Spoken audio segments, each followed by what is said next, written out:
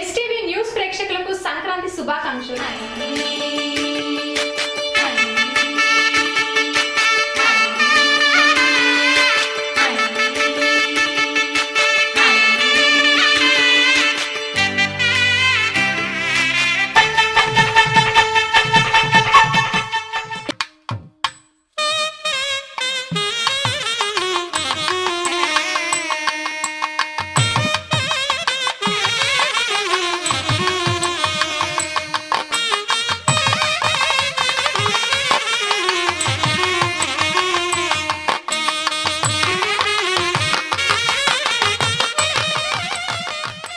Welcome to STV. నా పేరు శ్రవ్య. బులెటిన్లో అప్డేట్స్ చూద్దాం.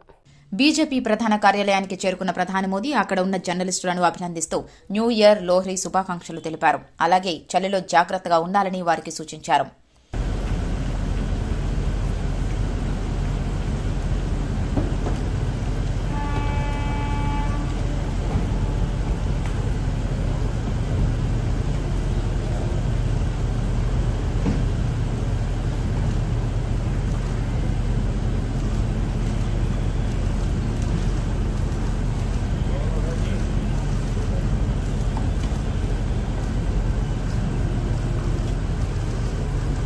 सबको 2025 की बहुत शुभकामनाएं सर. आपको भी थैंक यू सर. सबको लोहड़ी की शुभकामनाएं, मकर संक्रांति की शुभकामनाएं.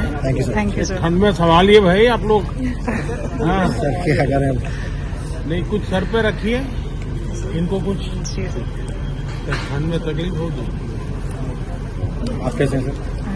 भैया थैंक यू.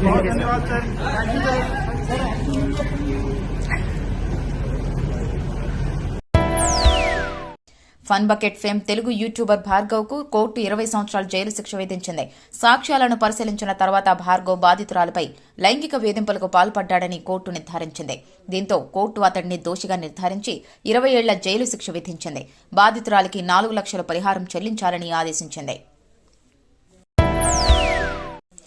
పెన్షన్ పెంచనందుకు టర్కీలో వృద్ధ పెన్షనర్లు తీసుకున్న నిర్ణయం ప్రభుత్వానికి ముచ్చెమటలు పట్టించాయి. వృద్ధ పెన్షనర్లు ఆసక్తికరమైన బెదిరింపు చర్చకు దారితీసింది. భలే నిర్ణయం తీసుకున్నారని కొందరు శభాష్ అంటుండగా మరికొందరు ఇదెక్కడి చోద్యంరా బాబు అంటూ ఆశ్చర్యం వ్యక్తం చేస్తున్నారు. ఇంతకీ టర్కీలో వృద్ధ పెన్షనర్లు తీసుకున్న నిర్ణయం ఏంటంటే, ద్రవ్యోల్బణం ప్రకారం పింఛన్ పెంచకపోతే మాకంటే 20 ఏళ్ల చిన్న వయసు ఉన్న మహిళను పెళ్లి చేసుకుంటామని చెప్పారు.